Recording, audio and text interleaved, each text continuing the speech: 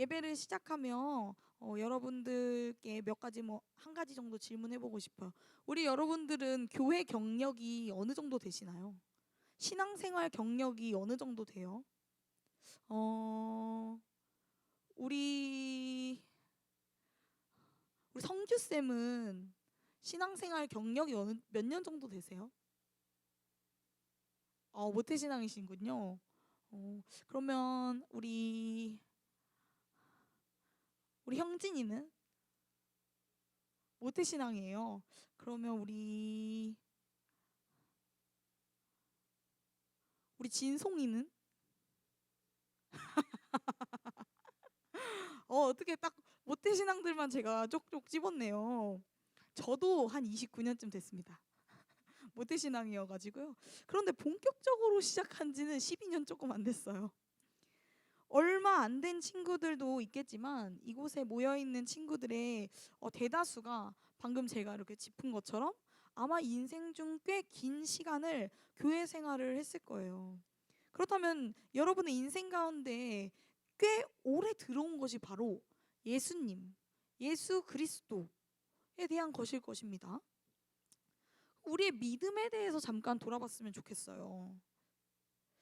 여러분들은 무엇을 믿으시나요? 우리가 매주 예배를 시작할 때 사도신경을 외우고 예배를 시작하고 있습니다. 전능하사 천지를 만드신 하나님 아버지를 믿사오며 그 외아들 우리 주 예수 그리스도를 믿사오니. 우리는 천지를 만드신 하나님 아버지와 그 외아들 우리 주가 되신 예수 그리스도를 믿습니다.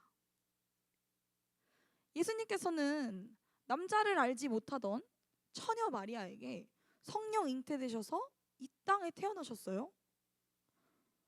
아버지가 없이 인간 엄마와 인간 아빠 사이에 태어난 것이 아니라 성령으로 잉태되셨기 때문에 모든 사람에게 흐르던 죄의 뿌리, 원죄로부터 순결하고 오염이 없으셨습니다.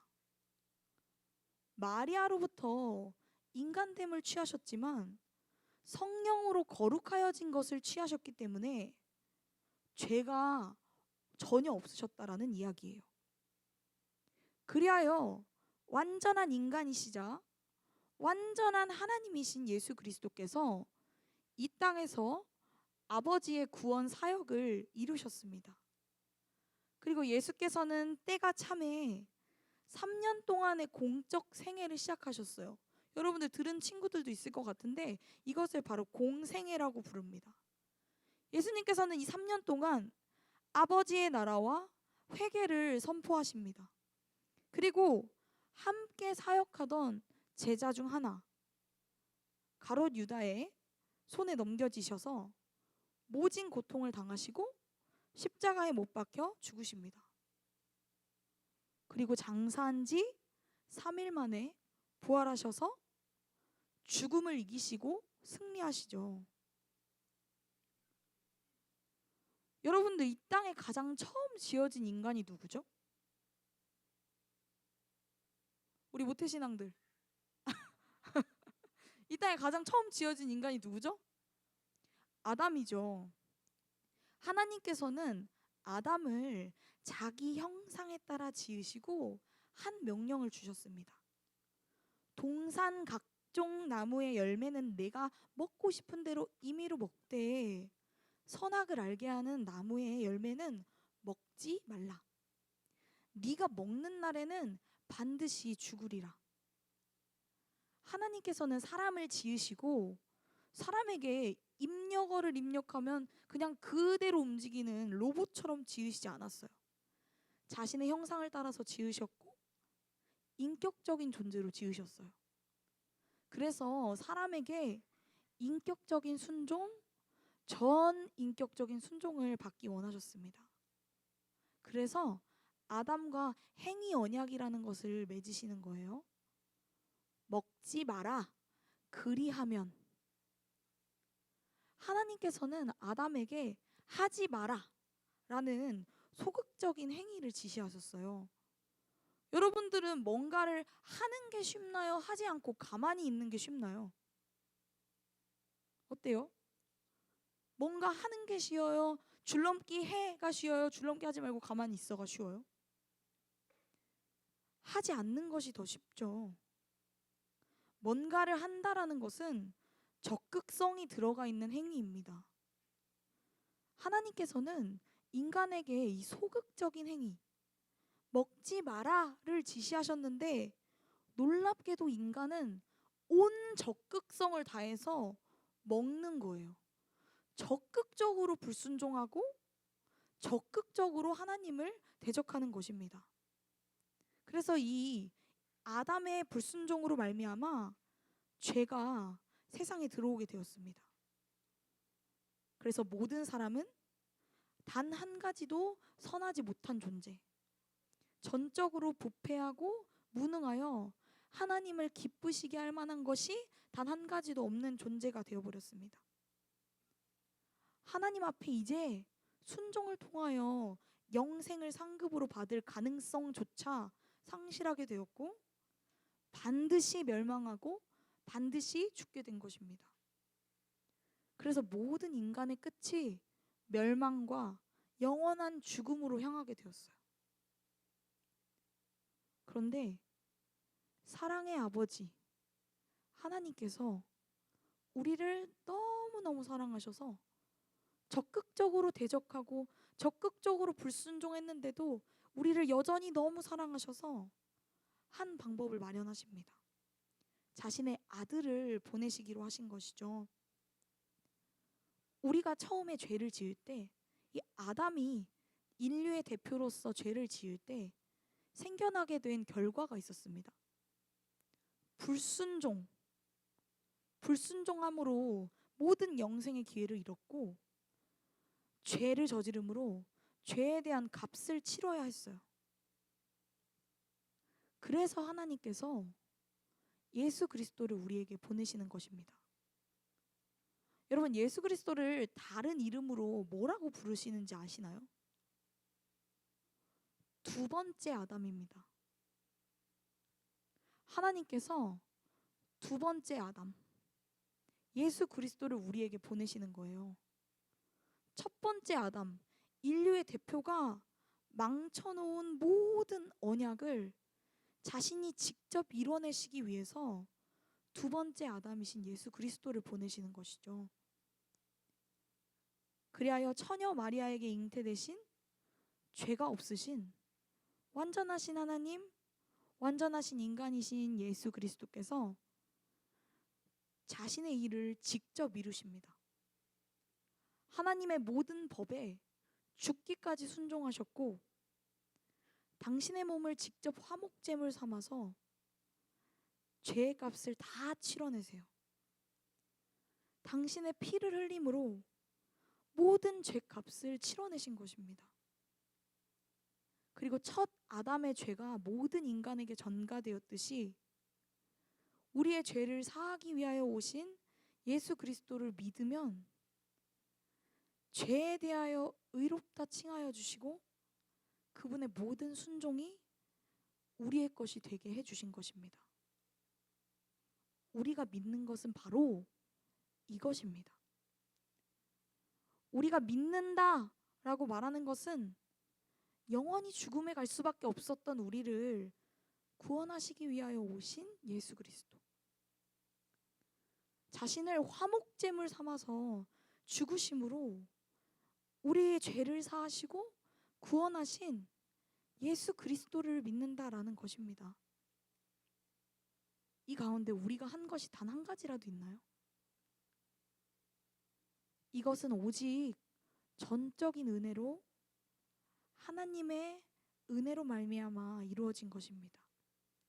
이 사실을 기억하며 감사하는 우리가 되기를 원해요. 그런데 우리가 삶을 살아가다 보면 이 은혜를 너무 쉽게 잊곤 해요. 우리 여러분들 인생 가운데 뭔가를 얻어내기 위해서 고군분투했던 적이 있으신가요? 핸드폰, 패드, 태블릿을 사기 위해 성적 기준을 맞춰야 했다든지, 좋아하는 친구가 잘 되기 위해서 최선을 다해봤다든지, 그 고군분투 끝에 얻어진 것이 얼마나 감사하고 기쁜 일이었나요? 그런데 우리에게 이 복음, 이 구원의 소식이 너무 값없이 주어진 나머지 이 복음의 무게가 너무 가볍게 여겨지는 것 같아요. 이 치러내신 피값이 너무 싸게 취급되는 것 같아요. 사랑하는 여러분, 이 복음의 무게를, 이 피값을 값싼 것으로 취급하지 마시기를 바랍니다. 좀 예를 들어볼까요? 여러분 최신 아이패드 프로를 선물로 받았다고 해서 그 아이패드 프로가 값싼 것이 되나요? 우리가 받은 복음은 감히 이 아이패드 프로 따위와는 비교도 되지 않을 정도로 값진 사랑입니다. 도저히 받을 수 없는 중에, 도저히 기대조차 할 수도 없는 중에 거저 주신 선물과 같은 사랑입니다. 이 사실이 우리의 마음 가운데 새겨지는 은혜가 있기를 원해요. 이 복음이 가장 먼저입니다. 예수께서 죽으시고 3일 만에 부활하신 뒤 40일간 수차례 제자들 앞에 나타나십니다. 그러다가 오늘이 드디어 이 최종장에 이르게 되는 거예요. 11제자, 자살을 택한 가룟 유다를 제외하고 11제자가 갈릴리에 가서 예수께서 지시하신 산에 이르렀습니다. 17절 말씀입니다. 예수를 배웁고 경배하나 아직도 의심하는 사람들이 있더라. 그들은 예수를 배웁고 경배하지만 아직도 여전히 의심 가운데 있었습니다. 확실한 믿음을 가진 자도, 아직도 의심하는 자도 그 무리 안에 함께 섞여 있었다라는 것이죠. 그런데 18절 말씀입니다. 예수께서 나와 말씀하여 이르시되 그러든 말든, 너네가 의심하든 말든, 연약하여서 이전에 넘어졌든 말든, 여전히 두려워하든 말든 예수님께서 그들에게로 나아가시는 거예요.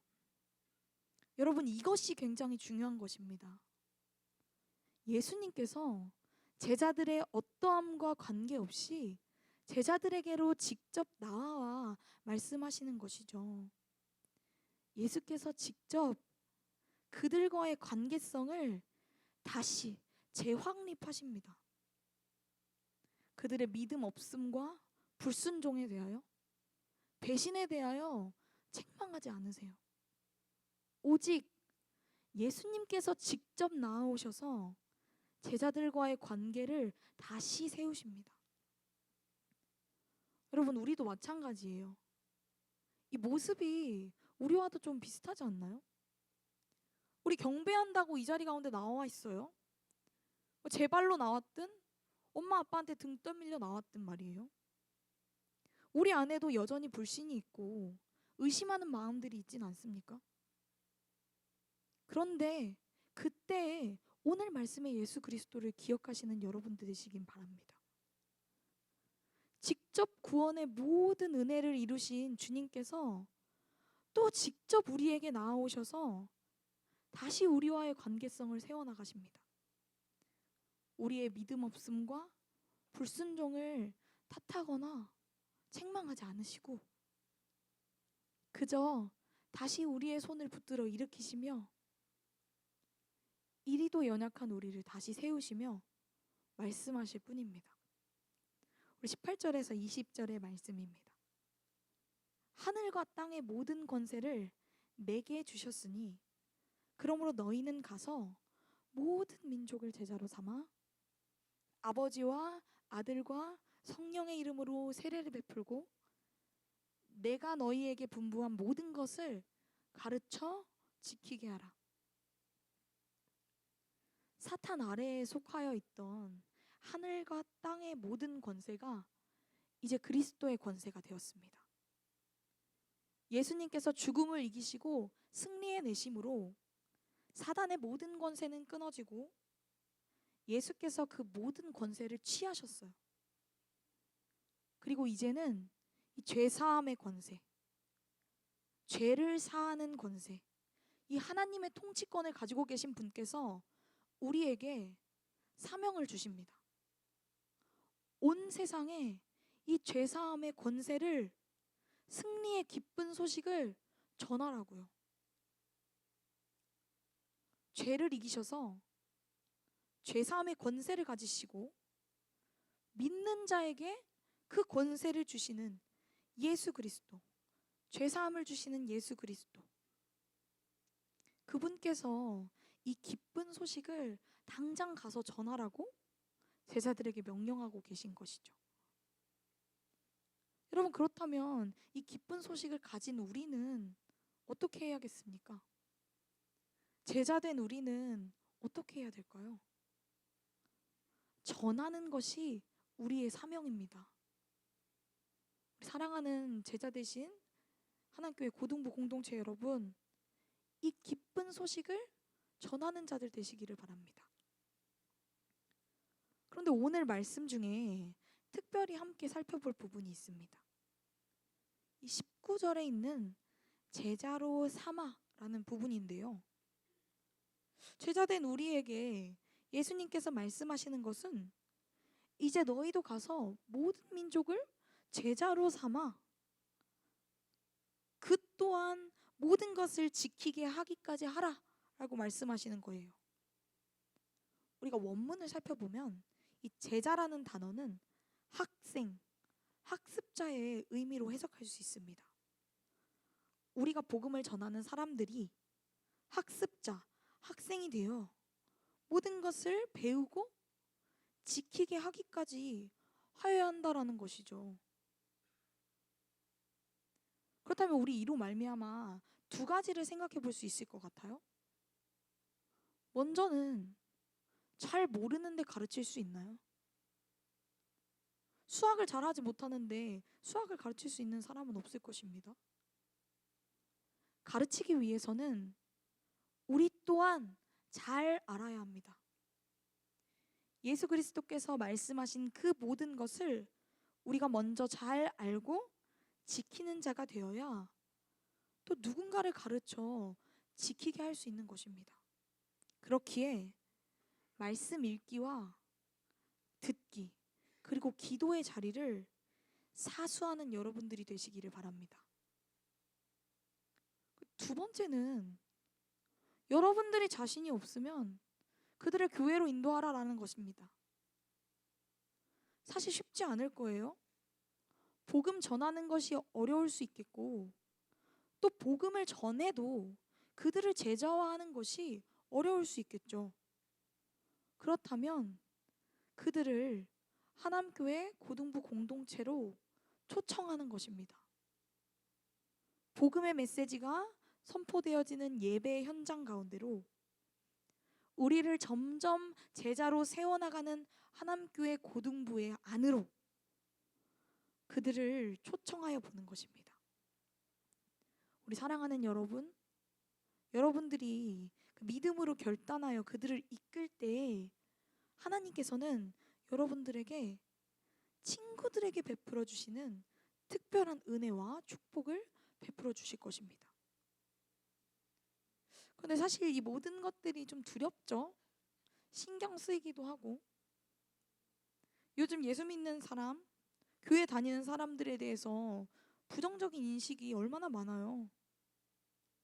근데 그 안에서 예수님 믿는다는 거, 주일날 시간 내서 교회 나간다는 것이 굉장히 어리석은 것처럼 여겨지는 상황 속에서 예수님 믿으라고 전한다는 것이 사실 두렵고 떨리는 일입니다.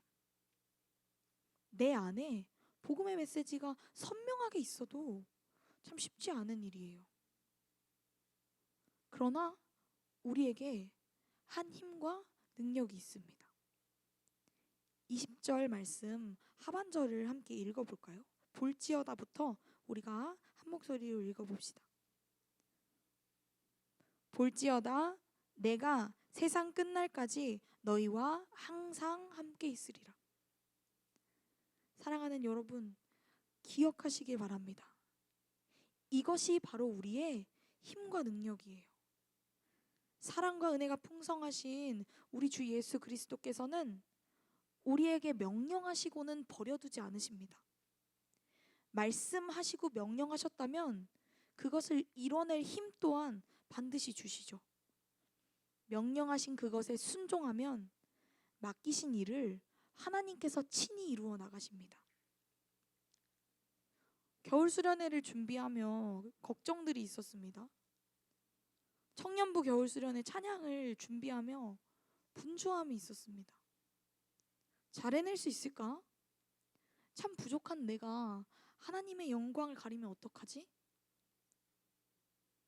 그러나 여러분, 하나님의 영광은 우리의 연약함으로 가려지는 것이 아닙니다. 우리의 연약함 가운데서 더욱 아름답게 빛나요. 우리가 받은 은혜들을 기억하시나요? 우리의 연약한 데서 하나님께서 이루어 오셨던 그 주님의 일들이 기억나시나요? 그렇다면 그 전에는 다만 기억과 경험에 의존할 뿐이었다면 오늘부터는 여러분 이 말씀을 붙들고 나아갑시다. 볼지어다 내가 세상 끝날까지 너희와 함께 있으리라. 예수 그리스도께서는 우리의 어려운 순간, 힘든 순간, 특별한 순간, 우리가 부르짖는 순간에만 찾아와 함께 계시는 것이 아니라 우리의 오늘, 우리의 지금, 내일, 매일, 지금으로부터 영원까지 함께 하시며 우리의 힘과 능력이 되실 것입니다. 우리 사랑하는 고등부 여러분, 우리 사랑하는 친구들을 좀 결단해 봤으면 좋겠어요. 출석부에조차 보이지 않는 친구들도 좋고요. 나오다가 쉬고 있는 친구들도 좋고요. 아니면 복음에 대해서 들어본 적도 없는 새 친구들도 좋아요. 다만 그저 이 기쁜 소식을 전해주고 싶은 친구들, 하남교회 고등부 공동체 가운데 인도하여 함께 제자로 세워져 나가고 싶은 친구들의 이름을 작정하고 마음 가운데 품어봅시다. 그리고 이 친구들을 우리 가운데 초청하기 위하여 어떤 것들을 하고 싶은지, 어떤 것들을 좀 고민해보면 새롭게 시작하면 우리 친구들을 또 초청해 볼 수 있을 것인지에 대한 것들을 또 함께 생각하고 나누는 공동체가 되었으면 좋겠습니다. 우리 사랑하는 고등부 공동체 여러분, 오늘의 말씀이 우리 안에 깊이 새겨지기를 원합니다. 우리 가운데 가장 먼저는 예수 그리스도의 구원의 은혜, 그 기쁜 소식이 나의 소식이 되는 은혜가 있기를, 그리고 예수 그리스도의 권세를 힘입어 이 기쁜 소식을 온 세상에 전하고 나의 사랑하는 이들을 제자로 세우는 큰 능력과 역사가 우리 공동체 가운데 있기를 예수 그리스도의 이름으로 간절히 소망합니다.